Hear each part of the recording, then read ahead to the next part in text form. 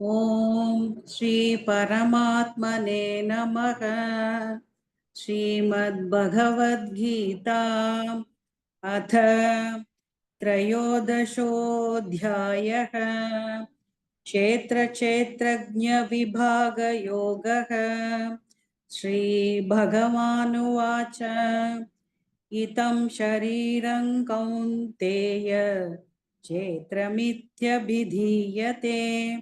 एतद्यो वेत्ति तं प्राहुः क्षेत्रज्ञ इति तत्त्वितः। क्षेत्रज्ञं चापि मा विद्धि सर्वक्षेत्रे सर्वक्षेत्रेषु भारत। क्षेत्रक्षेत्रज्ञयोः ज्ञानं यत्तज्ज्ञानं मतं मम तच्चेत्रय्यच्च यादृक्ष यद्विहारि यदश्च यत् स च यो यत्प्रभावश्च तत्समासेन मे शृणु। ऋषिभिर्बहुधा गीतं छन्दोभिर्विविधैः पृथक् ब्रह्मसूत्रपदैश्चैव हेतुमद्भिर्विनिश्चितैः। महाभूतान्यहङ्कारः बुद्धिरव्यक्तमेव च इन्द्रियाणि दशैकञ्च पञ्चचेन्द्रियगोचराः। इच्छा द्वेषः सुखं दुःखं संघातश्चेतना धृतिः। एतच्क्षेत्रं समासेन सविकारमुदाहृतम्। अमानित्वमदम्भित्वम् अहिंसा शान्तिरार्जवम् आचार्योपासनं शौचं स्थैर्यमात्मविनिग्रहः। इन्द्रियार्थेषु वैराग्यम् अहङ्कार एव च। जन्म मृत्यु जरा व्याधि दुःखदोषानुदर्शनम्। असक्तिरनभिष्वङ्गः पुत्रधारः गृहादिषु नित्यं च समचित्तत्वम् इष्टानिष्टोपपत्तिषु। मयि चानन्ययोगेन भक्तिरव्यभिचारिणी विविक्तदेशसेवित्वम् अरधिर्जनसंसदि। अध्यात्मज्ञाननित्यत्वं तत्त्वज्ञानार्थदर्शनम्। एतज्ज्ञानमिति प्रोक्तम् अज्ञानय्यतयोऽन्यथा। ज्ञेयं यत्तत् प्रवक्ष्यामि यज्ञात्वामृतमश्नुते। अनादिमत्परं ब्रह्म न सत्तन्नासतुच्यते। सर्वतः पाणिपादं तत् सर्वतोषि शिरोमुखम्। सर्वतः श्रुतिमल्लोके सर्वमावृत्य तिष्ठति। सर्वेन्द्रियगुणाभासं सर्वेन्द्रियविवर्जितम् असक्तं सर्वपृच्छैव निर्गुणं गुणभोक्तृ च। बहिरन्तश्च भूतानाम् अचरञ्चरमेव च सूक्ष्मत्वात् तत विज्ञेयं दूरस्थं चान्तिके च तत्।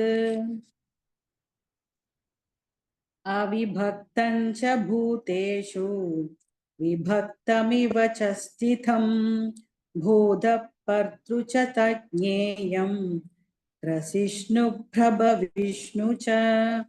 ज्योतिषामपि तज्ज्ञोतिः तमसः परमुच्यते। ज्ञानं ज्ञेयं ज्ञानगम्यं हृदि सर्वस्य विष्ठितम्। इति क्षेत्रं तथा ज्ञानं ज्ञेयं चोक्तं समासतः। मद्भक्त एतद् विज्ञाय मद्भावायोपपद्यते प्रकृतिं पुरुषं चैव विद्यानाति उभावपि विकारांच गुणांश्चैव विद्धि प्रकृतिसम्भवान्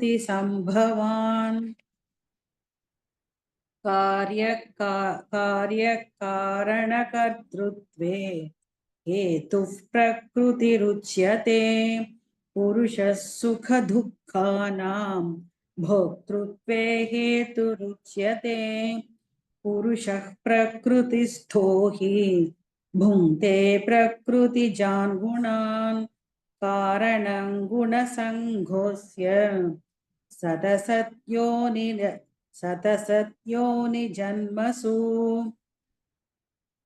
उपद्रष्टानुमन्ता च भर्ता भोक्ता महेश्वरः परमात्मेति चाप्युक्तः देहेऽस्मिन् पुरुषः परः य एव वेत्ति पुरुषं प्रकृतिं च गुणैः सह सर्वथा वर्तमानोऽपि न स भूयोऽभिजायते ध्यानेनात्मनि पश्यन्ति केचिदात्मानमात्मना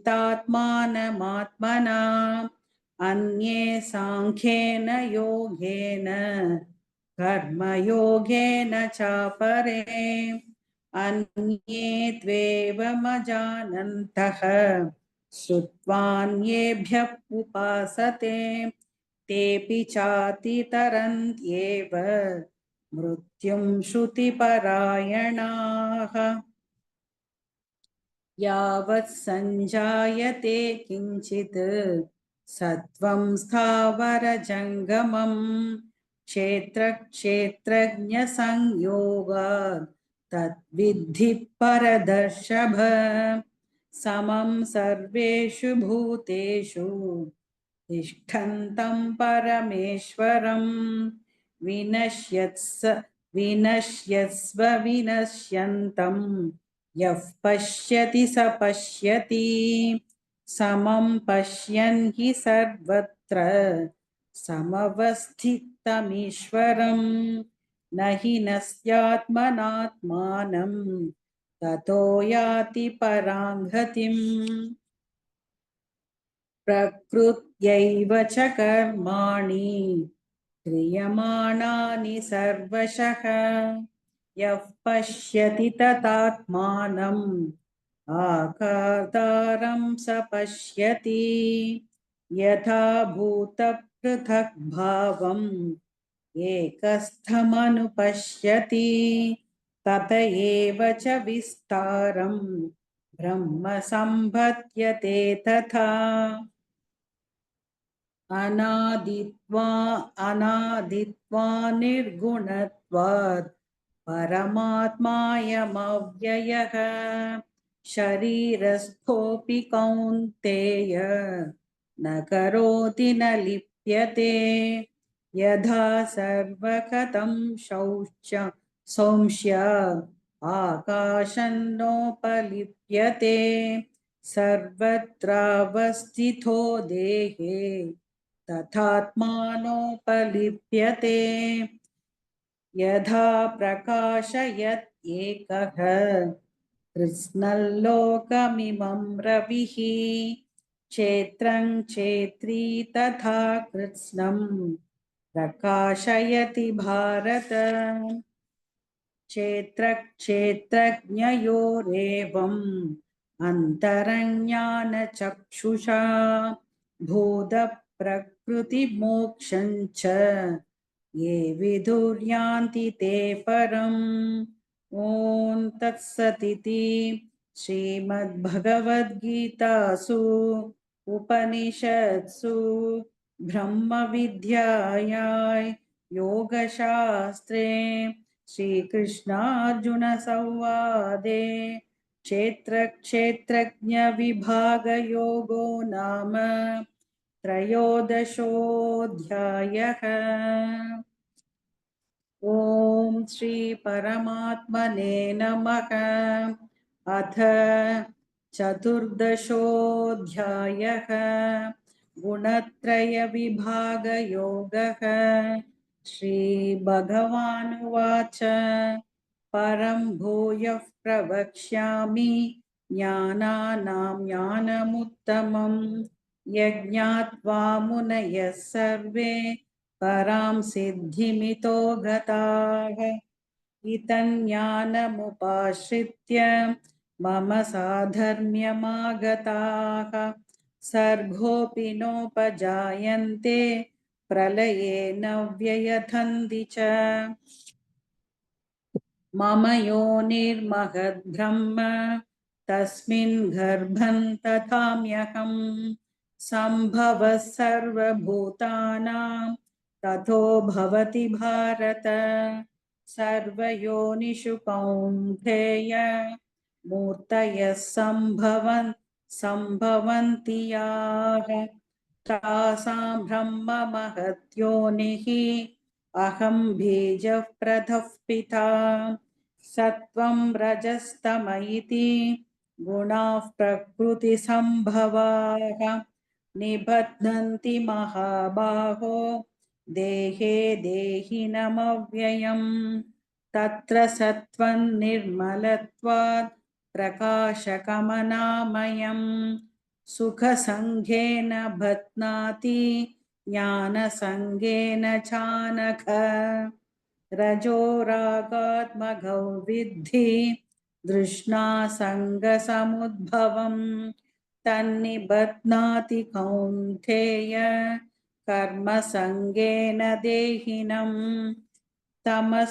तमस्त्वज्ञानजौ विद्धि मोहनं सर्वदेहिनां प्रमादालस्य निद्राभिः तन्निबध्नाति भारत। सत्वं सुखे संजयति रजः कर्मणि भारत ज्ञानमावृत्य तु तमः प्रमादे संजयत्युत रजस्तमश्चाभिभूय सत्वं भवति भारत। रजः सत्वं तमश्चैव तमः सत्वं रजस्तथा सर्वद्वारेषु देहेऽस्मिन् प्रकाश उपजायते ज्ञानै यथा तथा विद्यात् विवृद्धं सत्वमित्युत। लोभः प्रवृत्तिरारम्भः कर्मणामशमस्पृहा रजस्येतानि जायन्ते विवृद्धे भरतर्षभ। अप्रकाशो प्रवृत्तिश्च प्रमादो मोह एव च तमस्येतानि जायन्ते विवृद्धे गुरुनन्दन। यथा सत्त्वे प्रवृद्धे तु प्रलये याति देहभृत् ततोत्तमवविधा लोकान् अमलान् प्रतिपद्यते।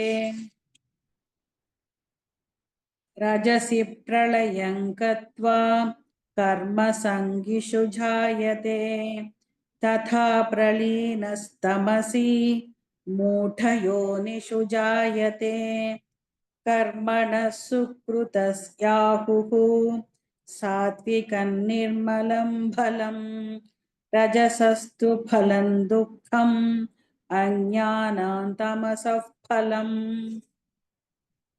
सत्त्वात् सञ्जायते ज्ञानं रजसो लोभ एव च प्रमादमोहौ तमसः भवदो ज्ञानमेव च।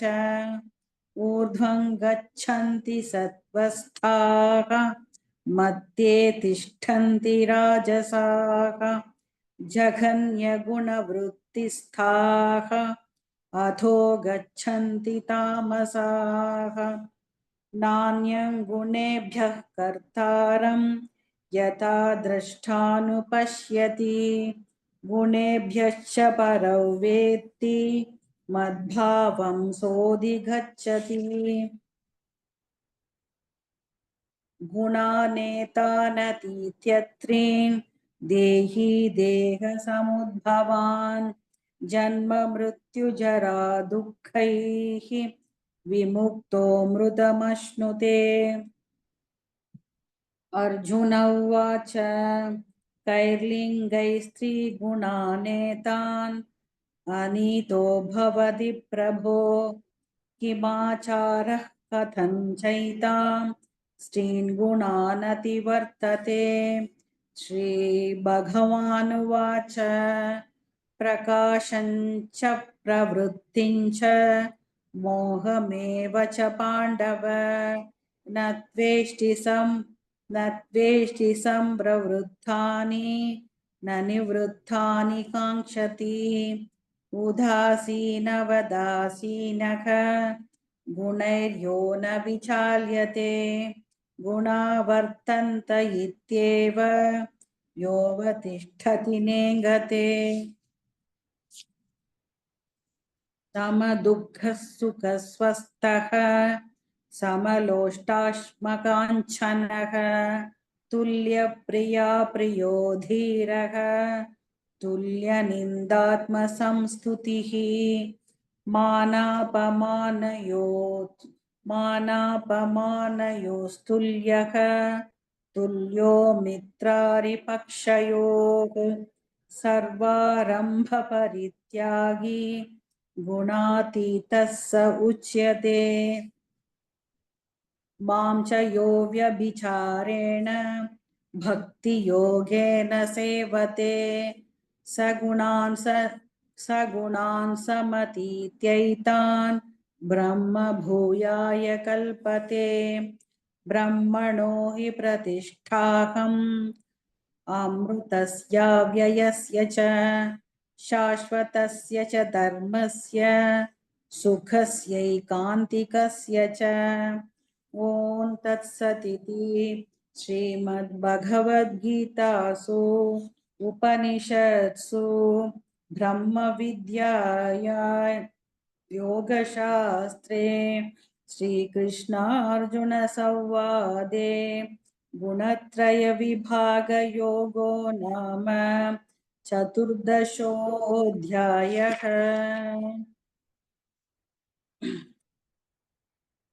ॐ श्री परमात्मने नमः। श्रीमद्भगवद्गीता अथ पञ्चदशोऽध्यायः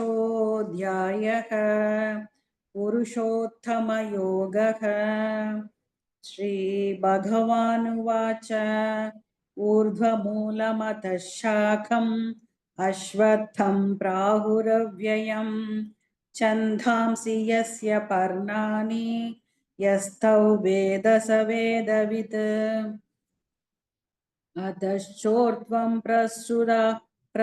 प्रसृतास्तस्य शाखाः गुणप्रवृथा विषयप्रवालाः अधश्च मूलान्यनुसन्ततानि कर्मानुबन्धीनि मनुष्यलोके न रूपमस्येह तथोपलभ्यते नान्दो न चातिर्न च सम्प्रतिष्ठा अश्वत्थमेनं सुविरूढमूलम् असङ्गशस्त्रेण दृढेन चित्वा ततः पदं तत्परिमार्गितव्यम् यस्मिन् गदा न निवर्तन्ति भूयः तमेव चात्यं पुरुषं प्रपद्ये यतः प्रवृत्तिः प्रसृता पुराणी निर्माणमोहाजितसङ्गदोषाः अध्यात्मनित्या विनिवृत्तकामाः द्वन्द्वैर्विमुक्ताः सुखदुःखसंजैः गच्छन्त्यमूढाः पदमव्ययं तत् न तद्भासयते सूर्यः न शशाङ्को न भावकः यत्कत्वा न निवर्तन्ते तत्धाम परमं मम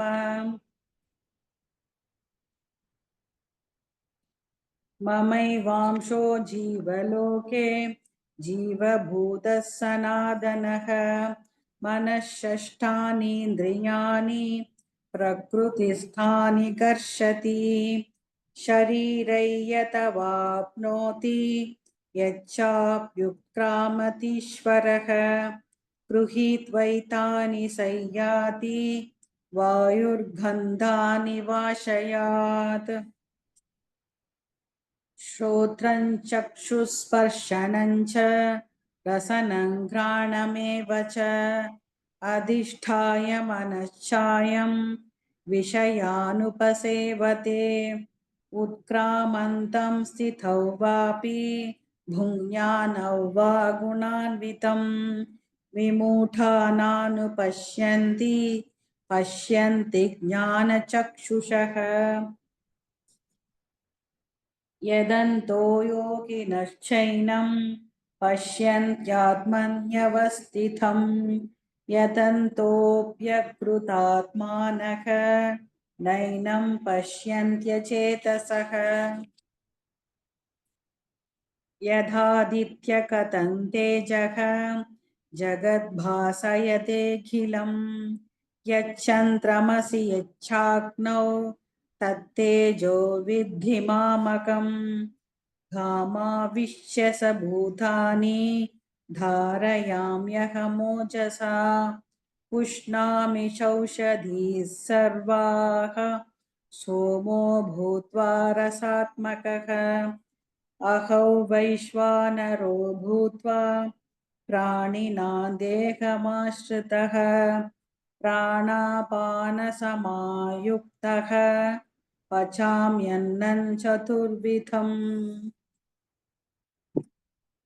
सर्वस्य चाहं हृदि सन्निविष्टः मत्तस्मृतिज्ञानमपोहनं च वेदैश्च सर्वैरहमेव वेद्यः वेदान्तकृद्वेदविदेव चाहम् द्वाविमौ पुरुषौ लोके क्षरश्चाक्षर एव च क्षरः सर्वाणि भूतानि कूटस्थोऽक्षर उच्यते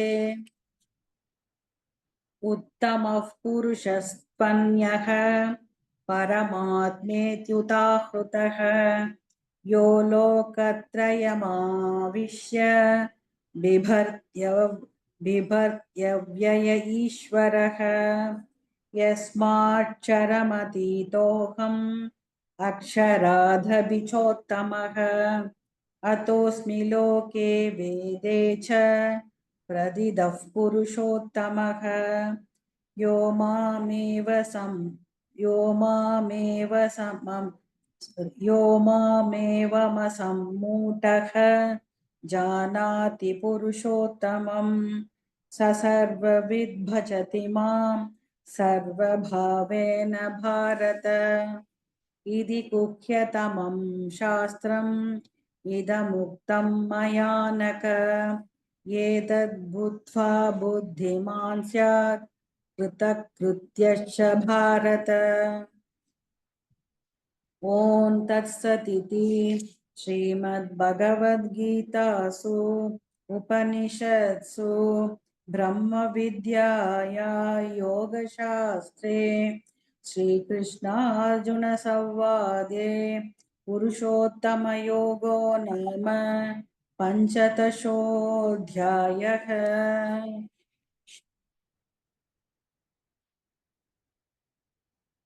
ॐ श्री परमात्मने नमः।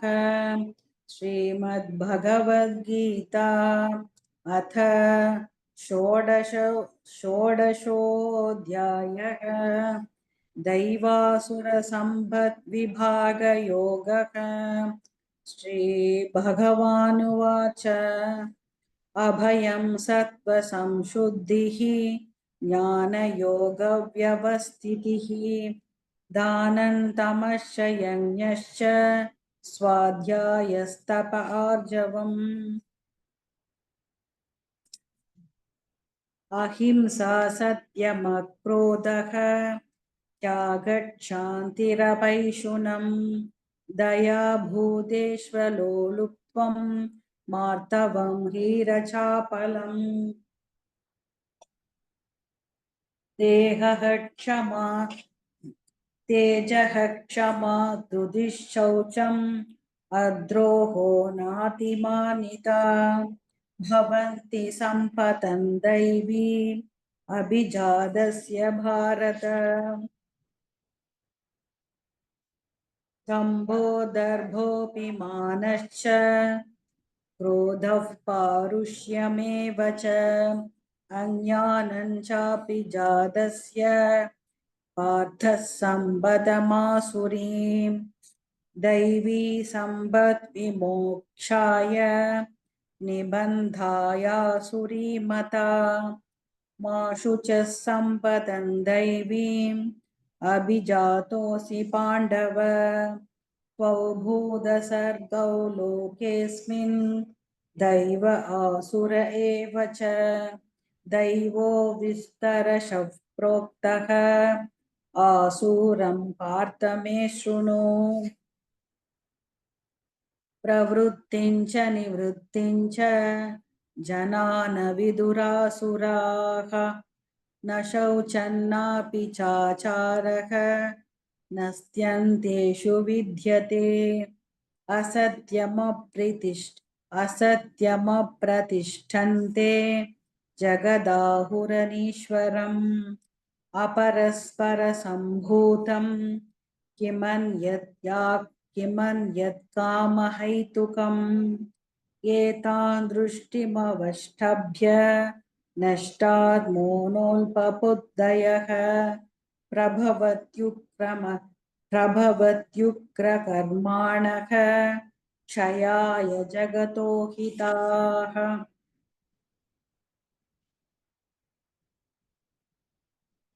काममाश्रित्य दुष्पूरं दम्भमानमतान्विताः मोहात् गृहीत्वा सद्ग्राहान् प्रवर्तन्ते शुचिव्रताः चिन्तामपरिमेयाञ्च प्रलयान्तामुपाश्रिताः कामोपभि कामोपभोगपरमाः एतावदिति निश्चिताः आशापाशशतैर्बद्धाः कामक्रोधपरायणाः ईहन्ते कामभोगार्थम् अन्यायेनार्थसञ्जयान् इदमद्य लब्धम् इमं प्राप्स्ये मनोरथम् इदमस्तीतमपि मे भविष्यति पुनर्धनम् असौ मया हतः शत्रुः अनिष्ये चापरानपि ईश्वरोऽहमहं भोगी सिद्धोऽहं बलवान् सुखी आढ्योऽभिजनवानस्मि पुण्योऽस्ति सदृशो मया यक्षे दास्यामि मोदिष्ये इत्यज्ञानविमोहिताः अनेकचित् विभ्रान्ताः मोहजालसमावृताः प्रसक्ताः कामभोगेषु पतन्ति नरकेषु च आत्मसम्भाविताः स्तब्धाः धनमानमथान्विताः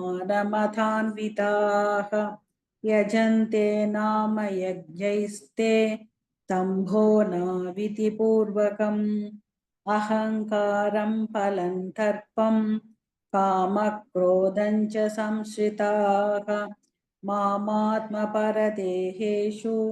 प्रद्विषन्तोऽप्यसूयकाः दानहन्विषिदः क्रूरान् संसारेषु नराधमान् क्षिपाम्यजस्रमशुभान् आसुरीष्वेव योनिषु आसुरीयोनिमापन्नाः मूढा जन्मनि जन्मनि मामप्राप्यैव कौन्तेय ततो यात्यतमां गतिम्।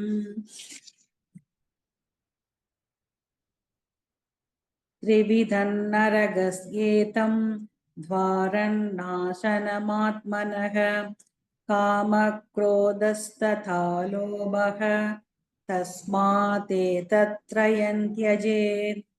एतैर्विमुक्तः कौन्तेय तमोद्वारैस्त्रिभिर्नरः आचरत्यात्मनः श्रेयः ततो याति परां गतिम्।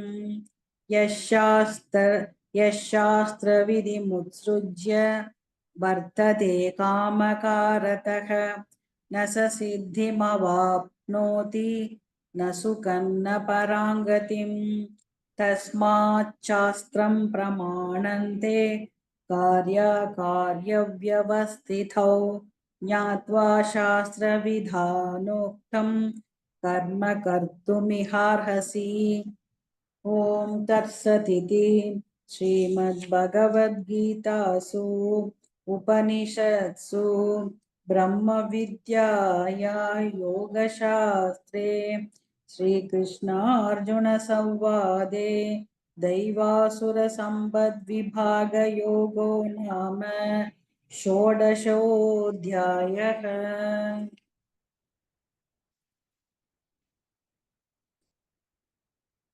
ॐ श्री परमात्मने नमः।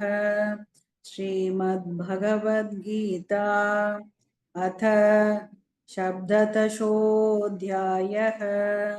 श्रद्धात्रय विभाग योगः।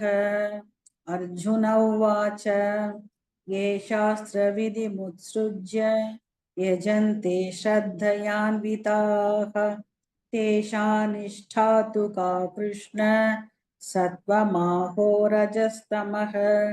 श्रीभगवानुवाच त्रिविधा भवति श्रद्धाः देहिनां सा स्वभावजा सात्विकी राजसी चैव तामसी चेति तां शृणु। सत्त्वानुरूपा सर्वस्य श्रद्धा भवति भारत। श्रद्धामयोऽयं पुरुषः यो यः श्रद्धः स एव सः। यजन्ते सात्विका देवान् यक्षरक्षांसि राजसाः प्रेतान् भूतगणांश्चान्ये यजन्ते तामसा जनाः। अशास्त्रविहितं घोरं तप्यन्ते ये तपो जनाः दम्भाहङ्कारसंयुक्ताः कामरागफलान्विताः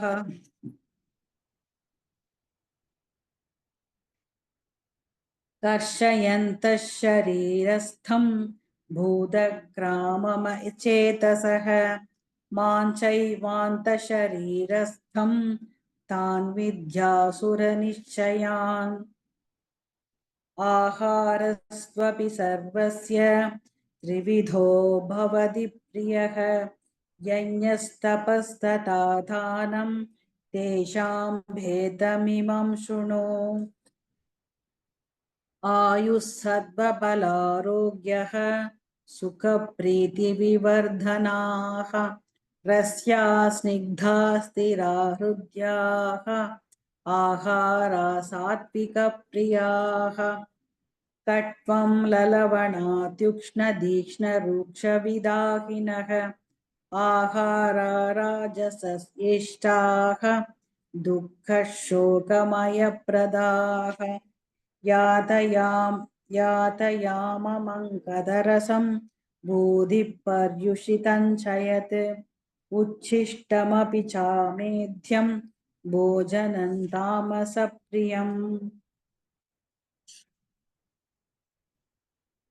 अबलाकाङ्क्षिभिर्यज्ञः विधितृष्टो य युज्यते यष्टव्यमेवेति मनः समाधाय स सात्विकः अभिसन्धाय तु फलं तम्भार्थमपि चैव यत् यज्ञते परदश्रेष्ठ तय्यज्ञौ विद्धि राजसं विधिहीनमसृष्टान्नं मन्त्रहीनमदक्षिणं श्रद्धाविरहितयज्ञं तामसं परिचक्षते।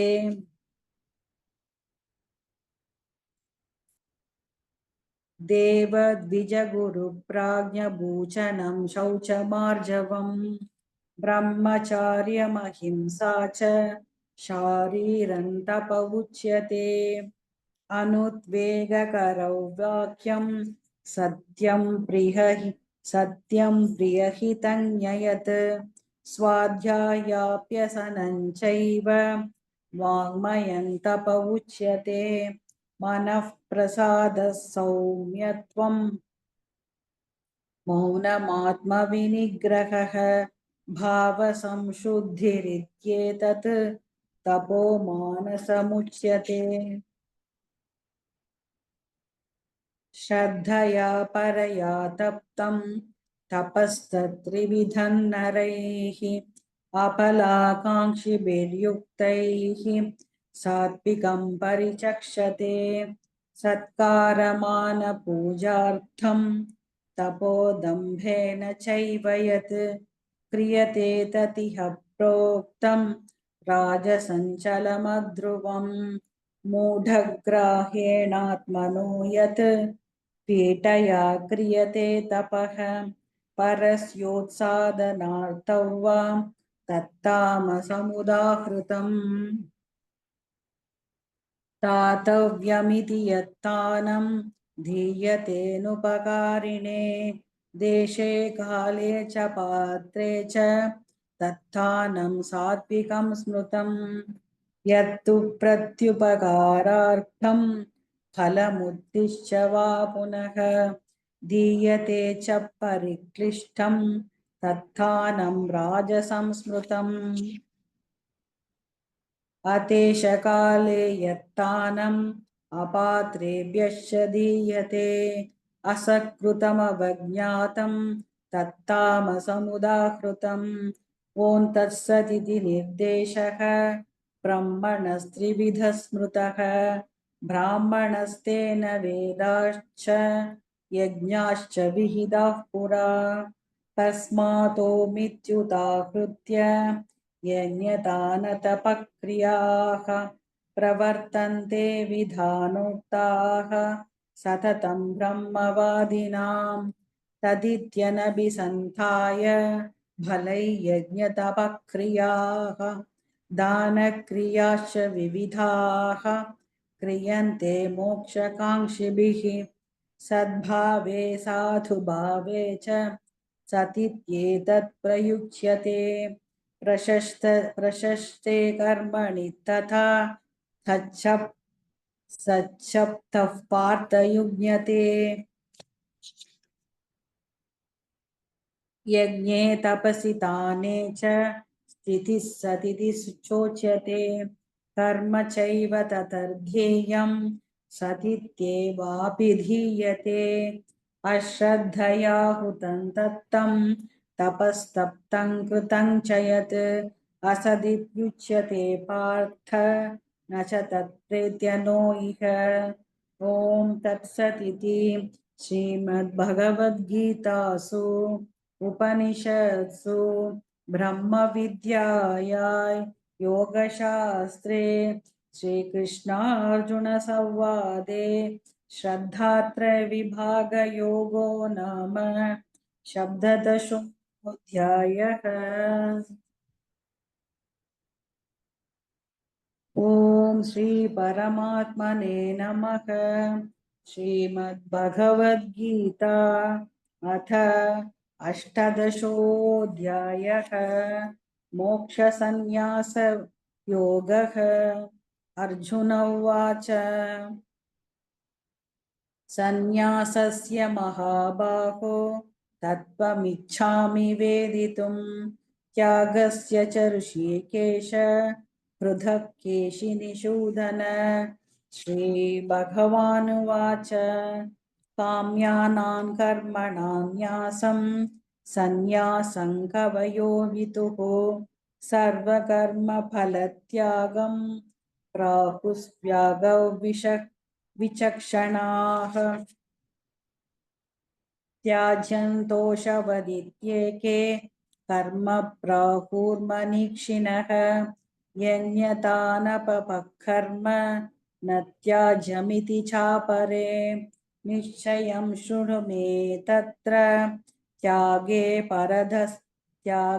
भरदसत्तम त्यागो हि पुरुषो व्याघ्र त्रिविधः सम्प्रकीर्तितः यन्यता न तपः कर्म न त्याज्यं कार्यमेव तत् यज्ञो दानं तपश्चैव पावनानि मनीषिणाम् एतान्यपि तु कर्माणि सङ्गं त्यक्त्वा फलानि च कर्तव्यानीति मे पार्थ निश्चितं मतमुत्तमम् नियतस्य तु सन्न्यासः कर्मणो नोपपद्यते मोहातस्य परित्यागः तामसः परिकीर्तितः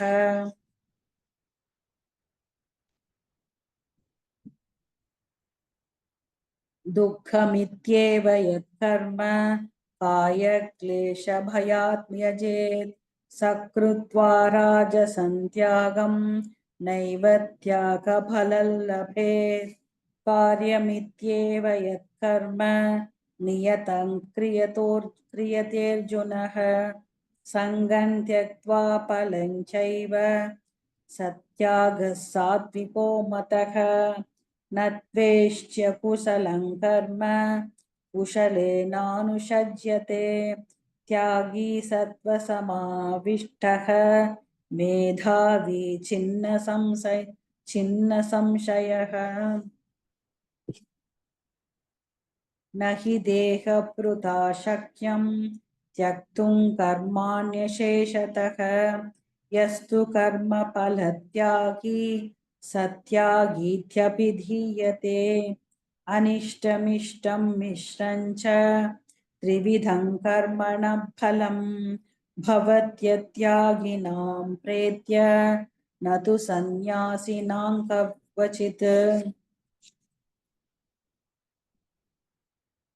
पञ्चैतानि महाबाहो कारणानि निबोध मे साङ्ख्ये कृतान्ते प्रोक्तानि सिद्धये सर्वकर्मणाम् अधिष्ठानं तथा कर्ता करणं च पृथक्विधं विविधाश्च पृथक् श्रेष्ठाः दैवं चैवात्र पञ्चमम् शरीरवाङ्मनोभिर्यत् कर्म प्रारभते नरः न्याय्यौ वा विपरीतौ वा पञ्चैते तस्य हेतवः तत्रैवं सदि कर्तारम् आत्मानं केवलं तु यः पश्यत्यकृतबुद्धित्वात् न स पश्यति दुर्मतिः यस्य नाहङ्कृतो भावः बुद्धिर्यस्य न लिप्यते हत्वापि स इमान् लोकान् न हन्ति न निबध्यते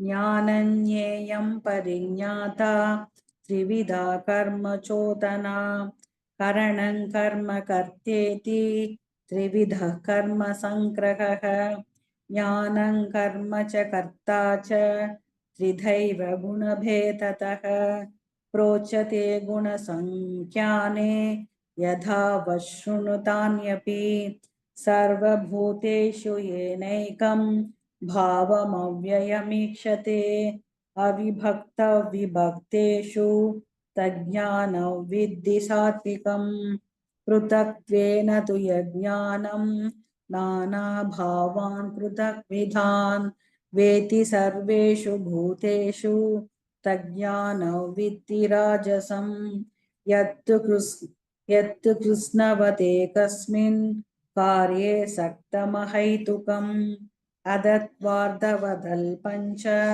तत्तामसमुदाहृतम्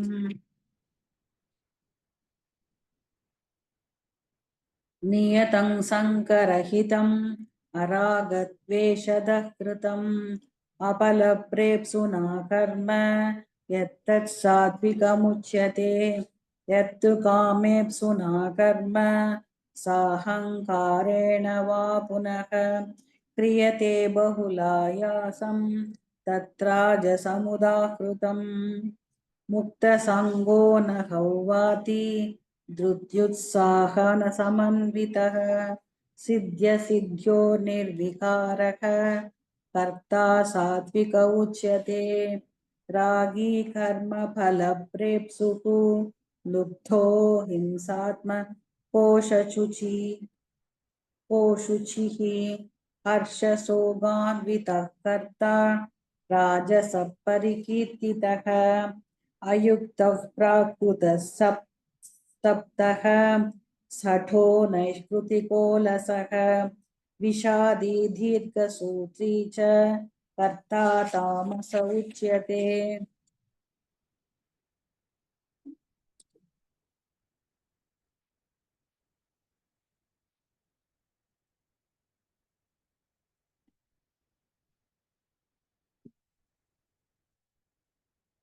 बुद्धेर्भेदं तु देश्चैव गुणस्तस्त्रिविधं शृणु प्रोच्यमानमशेषेण पृथक्त्वेन धनञ्जय प्रवृत्तिं च निवृत्तिं च कार्याकार्ये भयाभये बन्धं मोक्षं च या वेत्ति बुद्धिः सा पार्थ सात्विकी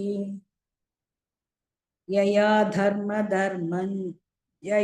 धर्ममधर्मं च कार्यं चाकार्यमेव च अयथावत् प्रजानाति बुद्धिः सा पार्थ राजसी अधर्मं धर्ममिति या मन्यते तमसावृता सर्वार्थान् विपरीतां च बुद्धिः सा पार्थ तामसी धृत्यायया धारयते मनः प्राणेन्द्रियक्रियाः योगेनाव्यभिचारिण्या धृतिः सा पार्थ सात्विकी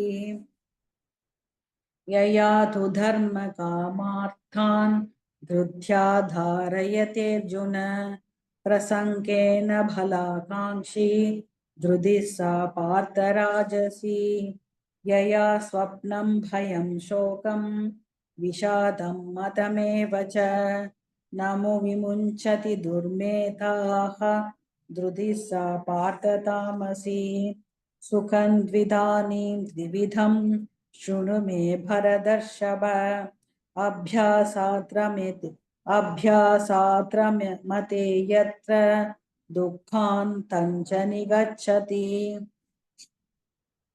यत्ततक्रे विषमिव परिणामे मृतोपमम् तत्सुखं सात्विकं प्रोक्तम् आत्मबुद्धिप्रसादजम् विषयेन्द्रियसंयोगात् यत्ततक्रे मृतोपमम् परिणामे विषमिव तत्सुखं राजसंस्मृतम्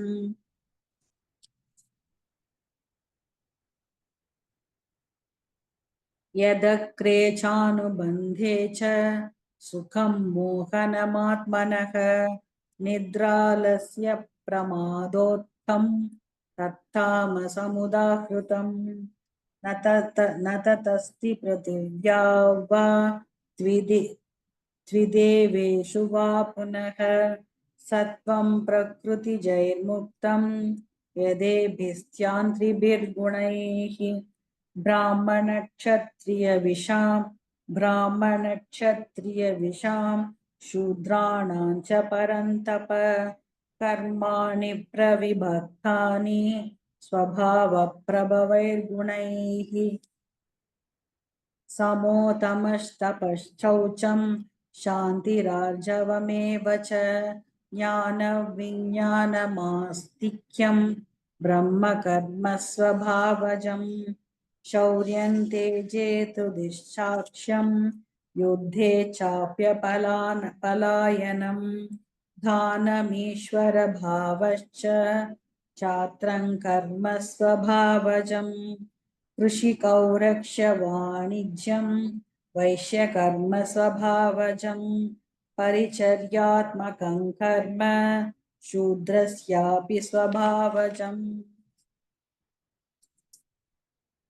स्वे स्वे कर्मण्यभिरतः संसिद्धिर्लभते नरः स्वकर्मनिरतः सिद्धिं यथा विन्दति तच्छृणु यतः प्रवृत्तिर्भूतानां येन सर्वमिदं ततं स्वकर्मणा तमस्यच्च सिद्धिं विन्दति मानवः श्रेयान् स्वधर्मो विगुणः परधर्मात् स्वनुष्ठिता स्वभावनियतं कर्म कुर्वन्नाप्नोति किल्बिषम् सहजं कर्म कौन्तेय सदोषमपि न त्यजेत् सर्वारम्भा हि दोषेण धूमेनाग्निरिवावृता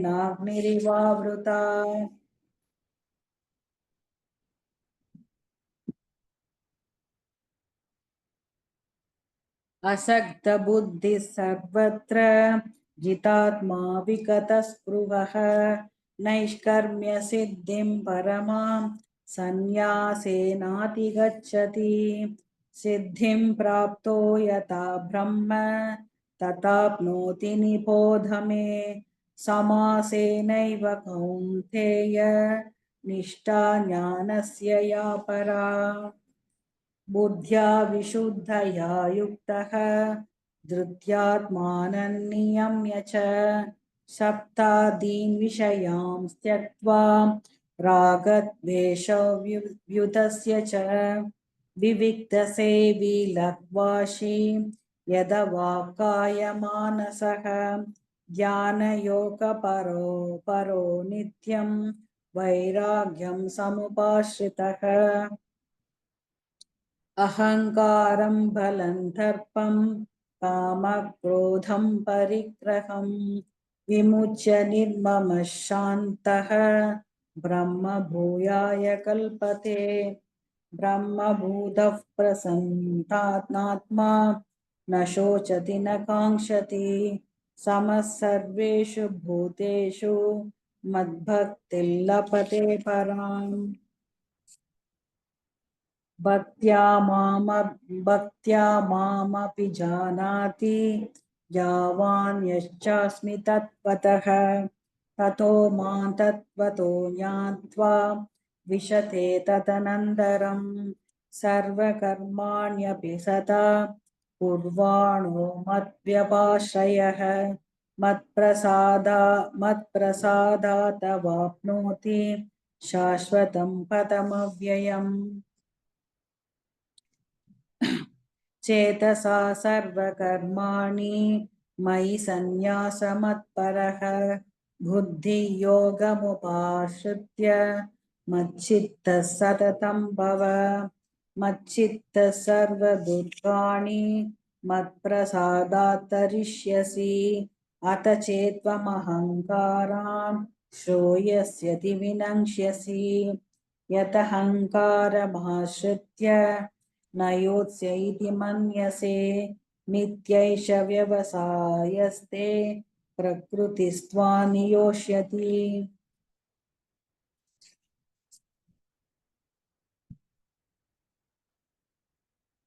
स्वभावजेन कौन्तेय निबद्धस्वेन कर्मणा कर्तुं नेच्छसि यन्मोहात् करिष्यस्य वशोऽपि तत् ईश्वरः सर्वभूतानां हृद्देशेऽर्जुन तिष्ठति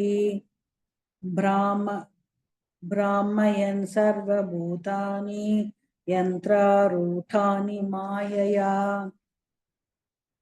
तमेव शरणं गच्छ सर्वभावेन भारत तत्प्रसादात् परां शान्तिं स्थानं प्राप्स्यसि शाश्वतम् इति ते ज्ञानमाख्यातं गुह्याद् गुह्यतरं मया विमृश्यैतदशेषेण यथेच्छसि तथा कुरु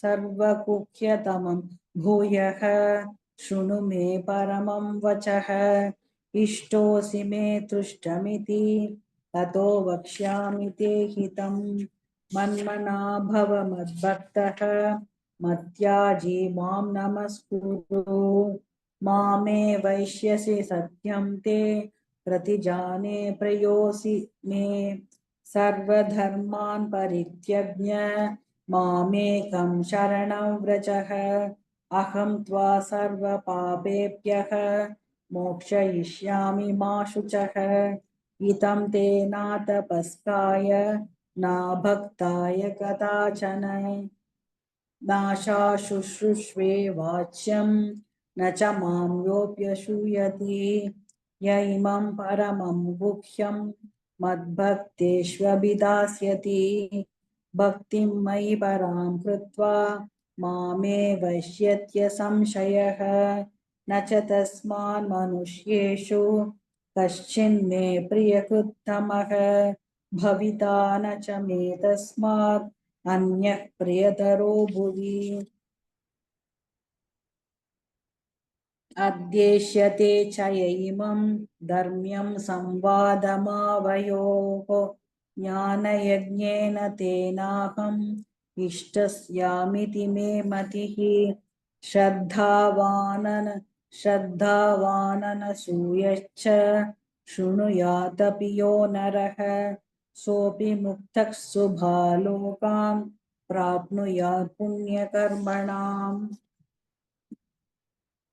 सच्चिदेतच्छ्रुतं पार्थ त्वयैकाग्रेण चेतसा कच्चिज्ञानसम्मोहः प्रणशष्टेस्ते धनञ्जय अर्जुन उवाच नष्टो मोहस्मृतिर्लब्धा त्वत्प्रसादात्मा त्वत्प्रसादान्मयाच्युत स्थितितोऽस्मि गतसन्देहः करिष्ये वचनं तव सञ्जय उवाच इत्यहौ वासुदेवस्य पार्थस्य च महात्मनः संवादमिममशौचम् अद्भुतं रोमहर्षणम् व्यासप्रसादाश्रुत्वान् नेतत् गुह्यमहं परं योगैर्योगेश्वरात् कृष्णात् साक्षात् कथयत स्वयं राजन् संसृत्य संवादमिममद्भुतं केशवार्जुनयोः पुण्यं हृष्यामि च मुहुर्मुहुः तच्च संस्मृत्य रूपमत्यद्भुतं हरेः विस्मयो मे महान् राजन् हृष्यामि च पुनः पुनः यत्र योगेश्वरः कृष्णः यत्र पार्थो धनुर्धरः तत्र श्रीर्विजयोर्भूतिर्ध्रुवा नेदिर्मदिर्ममः ॐ तत्सदिति श्रीमद्भगवद्गीतासु उपनिषत्सु ब्रह्मविद्यायां योगशास्त्रे श्रीकृष्णार्जुनसंवादे मोक्षसंन्यासयोगो नाम अष्टशोऽध्यायः।